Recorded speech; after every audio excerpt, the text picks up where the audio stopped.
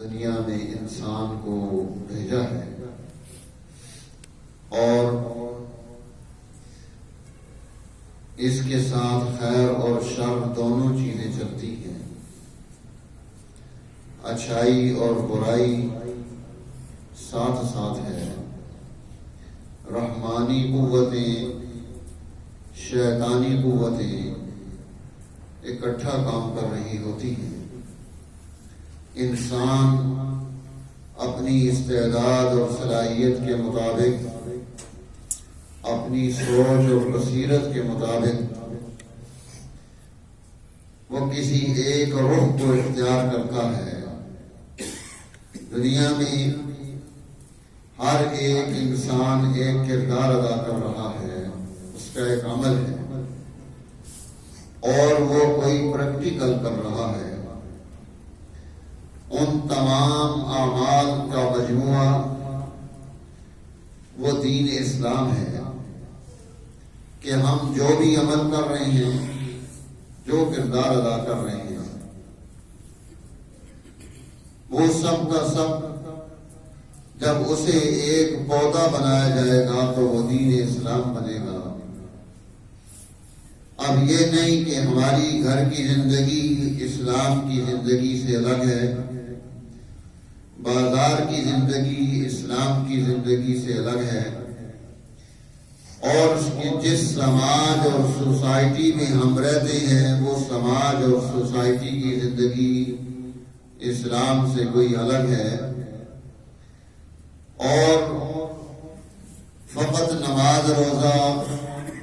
اور کچھ عبادات اگر ہم کر لیں تو ہم مسلمان ہو گئے،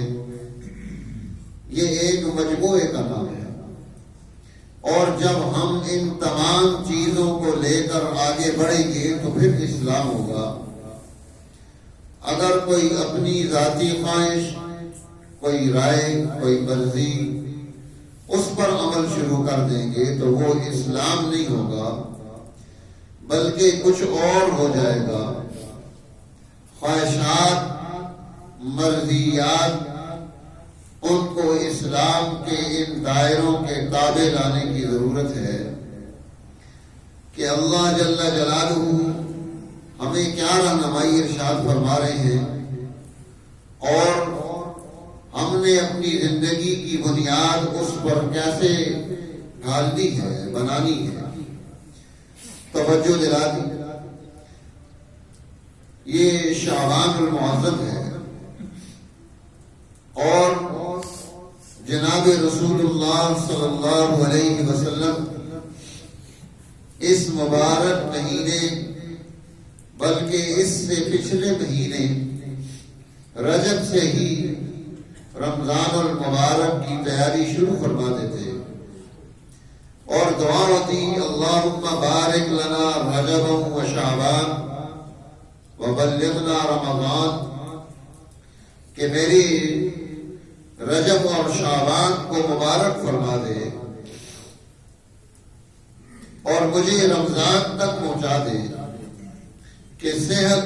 عافیت اور سلامتی کے ساتھ رمضان گزرے اور نیکی اور خیر کے عمل کو، ان کاموں کو اختیار کرنا، اپنی زندگی کی بنیاد درست کرنا، اپنے اعمال کا تجزیہ کرنا، غور و خوض کرنا کہ میری زندگی کی جو بنیاد ہے وہ کس پر ہوگی، آئندہ آنے والا میرا دور، آئندہ آنے والا میرا سال وہ کیسا ہوگا، میرے لیے کس چیز کا انتخاب کیا جائے گا، میری زندگی کا، میری موت کا، اور اسی طرح میں دنیا میں کوئی اور کردار ادا کروں گا، میں نے حج کرنا ہے، میں نے نیکی کا کام کرنا ہے، کوئی برائی ہوگی، یہ سب چیزیں اللہ جل جلالہ اس مبارک مہینے میں فرشتوں کے سپرد کر دیتے ہیں۔ پورے سال کا ڈیٹا انہیں مل جاتا ہے۔ ایک انسان دنیا میں چل پھر رہا ہے، کھا پی رہا ہے، اپنی مستی میں مصروف ہے، حالانکہ اس کی موت کا فیصلہ فرشتے کو دے دیا گیا، اس کا کفن بازار میں آ چکا ہے اور اس کے کفن کے خریدار اس کے انتظار میں ہیں، اس کے علم میں نہیں،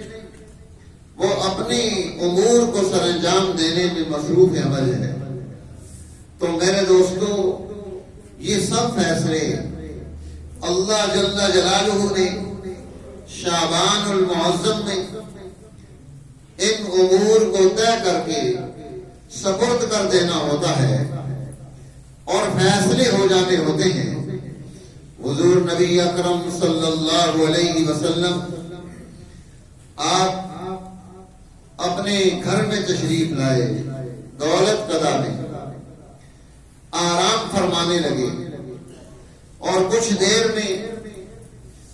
آپ آرام کرنے کے بعد اٹھے، اٹھ کر باہر نکل گئے۔ حضرت اماں عائشہ صدیقہ طیبہ طاہرہ رضی اللہ تعالی عنہ فرماتی ہیں کہ مجھے کچھ تردد ہوا کہ اللہ کے حبیب کہاں تشریف لے گئے، تو میں نے دیکھا کہ آپ جنت البقیع میں ہیں اور وہاں جا کر آپ دعا مانگ رہے ہیں، استغفار فرما رہے ہیں اور اللہ کی بارگاہ میں دعا میں مصروف عمل ہیں۔ اب میں نے پوچھا، یا رسول اللہ، آج آپ اس طرح سے پریشانی کے عالم میں رات کے اس حصے میں اللہ کے حضور میں حاضر ہو کر یہاں بقیع میں استغفار کر رہے ہیں، ان کے لیے بھی معافی مانگ رہے ہیں، اپنے لیے بھی معافی مانگ رہے ہیں۔ آپ نے فرمایا، عائشہ اتدرین ما هذه اللیلہ، کیا تو جانتی ہے یہ کون سی رات ہے؟ یغفر لجمیع خلقی، جس رات میں ساری مخلوقات کی مغفرت کا فیصلہ کیا جائے گا۔ اور بنو کلب جو عرب کا ایک قبیلہ ہے، جو بکریاں پالنے میں بڑے ماہر تھے، ان کے پاس بڑی تعداد تھی بکریوں کی، کہا کہ بنو کلب کی بکریوں کے اوپر جو بال ہیں، ان بالوں کے برابر اللہ جل جلالہ اپنی مخلوق کی مغفرت کا اعلان کرے گا، انہیں معاف کر دیا جائے گا۔ اس لیے اس رات کو شب برات کہا جاتا ہے کہ یہ جہنم سے آزادی کی رات ہے۔ عتقا، اللہ جل جلالہ اس رات میں آزادیاں دیتا ہے، انسانوں کو جہنم سے آزاد کیا جاتا ہے۔ لیکن حضور صلی اللہ علیہ وسلم نے فرمایا کہ اس رات میں جہاں سب کی مغفرت ہو رہی ہے، کچھ لوگ ایسے ہیں جنہیں مغفرت کا اعلان جن کے لیے نہیں کیا جاتا،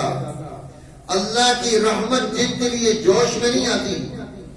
اللہ کی طرف سے مہربانی اور عنایت ان کی طرف متوجہ نہیں ہوتی۔ اور میں سب سے پہلے الا المشرک، مشرک کو جس نے اللہ کی ذات میں، اس کی صفات میں،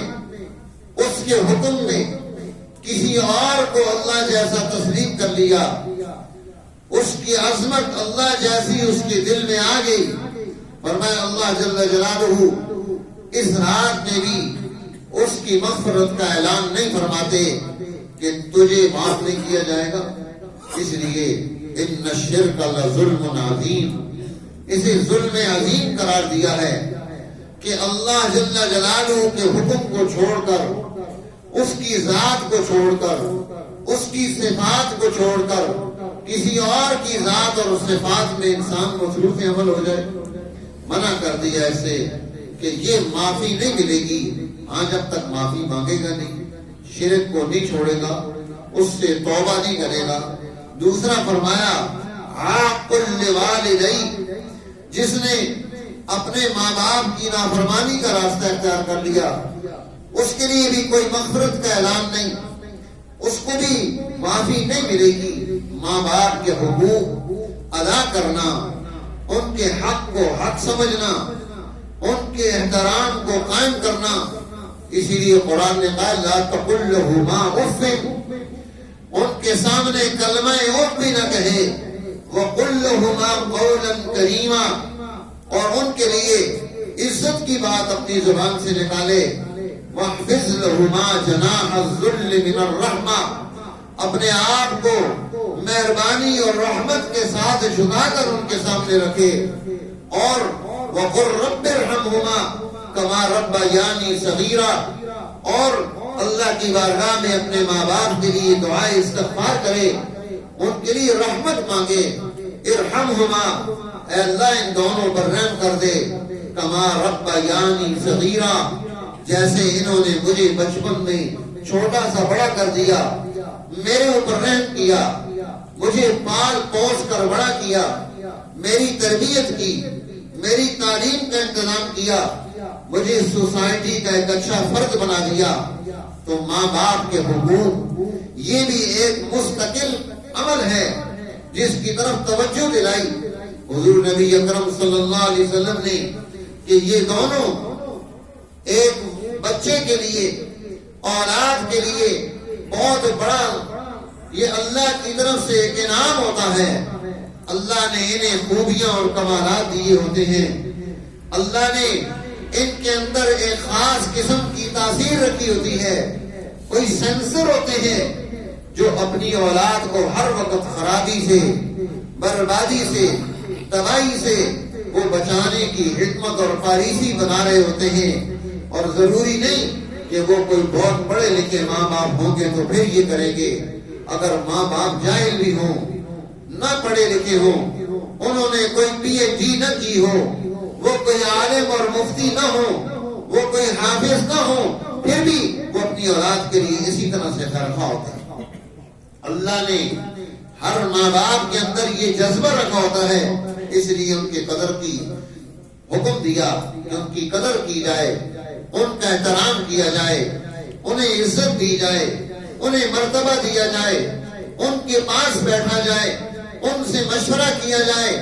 انہیں اپنے معاملات بتائے جائیں، تاکہ وہ آپ کو بہت ساری مستقبل کی آنے والی خرابیوں سے آگاہ کر سکیں۔ اور تیسری چیز حضور نبی اکرم صلی اللہ علیہ وسلم نے فرمائی، المشاحن، جس کے دل میں بغض ہو، جس کے دل میں کینہ بھرا ہوا ہو، جس کے دل میں حسد ہو، اللہ جل جلالہ اس کی بھی معافی نہیں دے گا۔ دل میں بغض رکھنا، دل میں کینہ رکھنا، دل میں حسد رکھنا، اب یہ بیماریاں انسان کے اندر کی ہیں۔ اگر کسی سے کوئی بات ہے تو سامنے آمنے ہونی چاہیے، اور کسی بات کو اس اعتبار سے چھپا کے رکھتا ہے، اس سے منع کیا، بغض رکھتا ہے، کینہ رکھتا ہے، اس سے منع کر دیا کہ دل میں ایسی چیز مت رکھ، معاف کر دینا، دل کو صاف کر کے سونا، یہ اللہ کو زیادہ پسندیدہ ہے، یہ اللہ کے محبوب کو زیادہ پسندیدہ ہے، یہ وہ عمل ہے جو انسان کو جنت کی طرف لے کر جاتا ہے۔ تو میرے دوستو، فرمایا اس رات میں جہاں مغفرت عام ہے، جہاں بخششیں عام ہے، یہ عمل یہ انسان کو اللہ کی رحمت سے، بخشش سے، مہربانی سے پیچھے کر دے گا، دھکیل دے گا۔ اب حاسد کیا کرتا ہے؟ اس کے دل میں ایک جذبہ پیدا ہوا کہ یہ فلاں کیوں ترقی کر گیا، اس پر تو زوال آنا چاہیے، اس کے بچے کیوں پڑھ لکھ گئے، انہیں تو پیچھے ہونا چاہیے۔ اس نے کوئی قلم نہیں چلایا، ابھی کوئی قدم نہیں چلایا، کوئی زبان نہیں ہلائی، دل میں ایک جذبہ پیدا ہوا ہے اپنے مسلمان بھائی کے گرانے کا، اسے حسد کہا جاتا ہے۔ شریعت اسلام نے حسد کو منع کر دیا، بلکہ دعا سکھلائی کہ اللہ تیری پناہ میں آتے ہیں، الحاسد اذا حسد، حاسد کے حسد سے ہم تیری پناہ چاہتے ہیں۔ اس لیے معوذتین میں آخری صورتوں میں سورۃ الفلق میں اس کی طرف بھی توجہ دلاتے ہیں، وَمِن شَرِّ حَاسِدٍ إِذَا حَسَدَ، اور حاسد کے شر سے جب وہ حسد کرنے لگے، اس لیے حضور علیہ السلام نے فرمایا ان الحسد یأکل الحسنات، یہ حسنات کو یہ نیکیوں کو کھا جانے والا عمل ہے. اور کیسے کھاتا ہے؟ کما تأکل النار الحطب، جیسے آپ نے لکڑی کو آگ لگا دی، وہ جنگل کے جنگل جل جاتے ہیں، وہ برباد ہو کر ختم ہو جاتی ہے، وہ ضائع ہو جاتی ہے. اب ایک آدمی نیکی بھی کر رہا ہے لیکن نیکی کو ضائع بھی کر رہا ہے. تو نیکی کو سنبھال کے لے کر جانا، نیکی کو سنبھال کے قائم رکھنا. جیسے ہم دنیا میں اپنی چیزوں کی حفاظت کرتے ہیں، یہ گھر خراب نہ ہو جائے، میری جوتیاں برباد نہ ہو جائیں، میری گاڑی صاف ستھری رہے، ہر چیز کو سنبھالتا ہے. جیسے دنیا کی ساری چیزوں کو سنبھالنا پڑتا ہے، ایسے ہی انسان نے جو نیکی کی ہے اس نیکی کو بھی اسے سنبھالنا ہے. اب حسد کر کے اس نے اپنی ساری نیکیوں کو برباد کر دیا، خود ہی آگ لگا دی.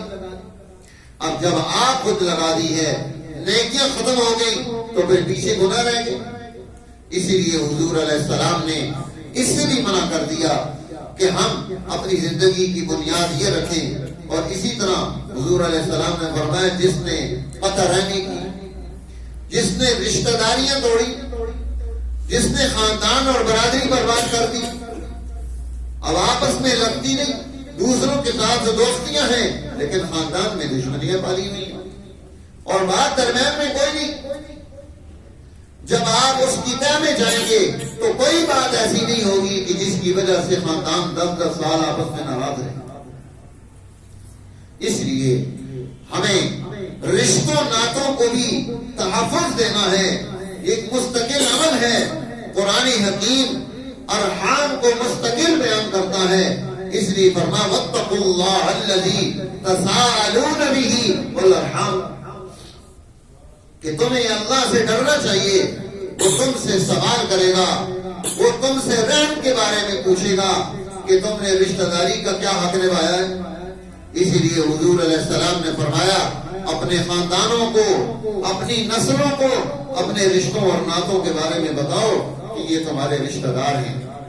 یہ تمہارے تعلق دار ہیں، ان کا تمہارے ساتھ رحم کا رشتہ ہے، ان کا تمہارے ساتھ خون کا رشتہ ہے، ان کو قائم رکھنا.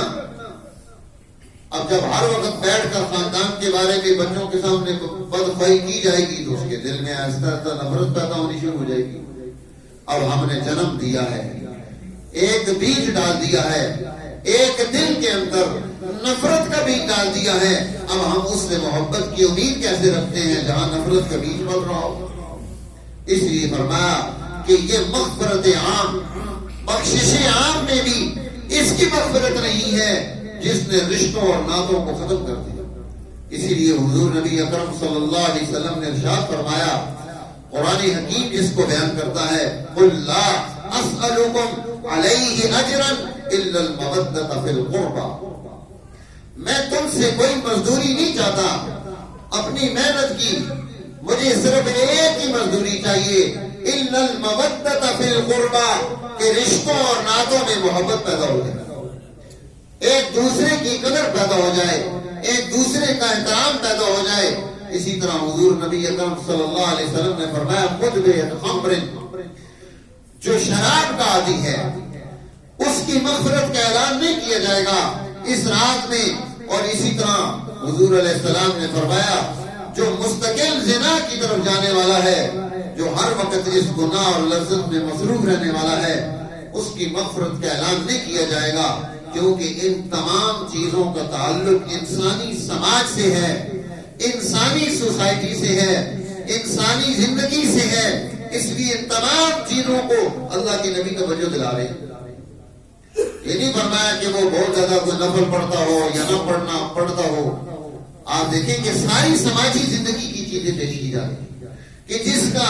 یعنی میرا سوسائٹی اور سماج کے ساتھ اس کا تعلق بنتا ہے. اب جب ہم ان عبادات کو جن کا تعلق انسانی سماج اور سوسائٹی سے بنتا ہے ہم نے انہیں اختیار ہی نہیں کیا، ہم نے ان کو نیکی نہیں سمجھا. جب ہم نے انہیں اختیار نہیں کیا، انہیں نیکی نہیں سمجھا، تو نتیجہ کیا پیدا ہوا؟ سماج میں بگاڑ پیدا ہونا شروع ہوا، معاشرت ٹوٹے گی، معاملات تباہ ہوں گے، رشتے ختم ہوں گے، سوسائٹی میں بربادی پیدا ہوگی. تو اب اس بربادی کو آبادی میں کیسے تبدیل کرنا ہے اس کی طرف توجہ دلائی حضور نبی اکرم صلی اللہ علیہ وسلم نے کہ اب رمضان آ رہا ہے تو اس کے آنے سے پہلے ہم اپنے اعمال کا جائزہ لیں، اپنا تجزیہ کریں، اپنے بارے میں غور و خوض کریں کہ ایسا نہ ہو کہ یہ ویسے ہی گزر جائے۔ اللہ جل جلالہ ہمیں نیکی پر استقامت عطا فرمائے، گناہ سے اجتناب نصیب فرمائے تاکہ ہم دنیا میں بھی سرخرو ہوں، آخرت میں بھی سرخرو ہوں۔ وآخر دعوانا